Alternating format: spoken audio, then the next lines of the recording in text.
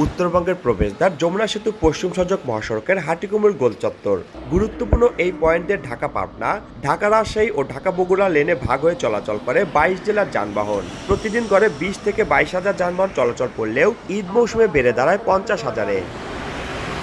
এবার ঈদযাত্রায় যানবাহনের অতিরিক্ত চাপ বাড়লেও নির্মাণাধীন হাটিকুমুর ইন্টারচেঞ্জের ঢাকা থেকে বগুড়া রংপুরগামী ফ্লাইওভার লেনটি খুলে দেওয়া হয়েছে। ফলে যানজটের ভোগান্তি কমবে বলে প্রত্যাশা চালক ও যাত্রীদের। রাস্তাঘাট সব ক্লিয়ার করে দিয়েছে, আপনার ব্রিজ, ওভার ব্রিজ সব খুলে দিয়েছে।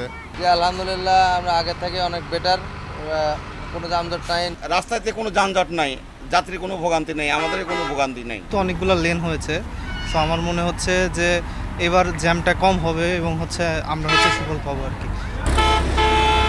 সংশ্লিষ্টরা বলছেন, ঢাকা থেকে উত্তরবঙ্গগামী 8 জেলার মানুষ কোনো বাধা ছাড়াই এই পয়েন্ট দিয়ে পার হতে পারবেন। আমরা যে নতুন লেনটি খুলে দিলাম, যেটা ঢাকা থেকে সরাসরি বগুড়া বা রংপুরের দিকে যাবে, তো এটা যদি যায় তাহলে আমাদের টোটাল যানবাহনের 60 ভাগ যেহেতু যাচ্ছে, সো হাটিকামুর ইন্টারচেঞ্জে আর যানজটের কোনো সম্ভাবনা থাকবে না। ঈদে যানবাহনের অতিরিক্ত চাপ সামাল দিতে মহাসড়কের গুরুত্বপূর্ণ পয়েন্টগুলোতে কাজ করছে পুলিশ। হাইওয়ে পুলিশের পক্ষ থেকে আমাদের ব্যাপক প্রস্তুতি আছে।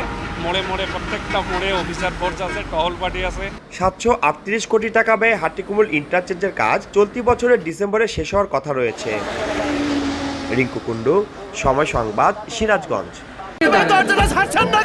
আমি কি কিছু ধরেছি নাকি?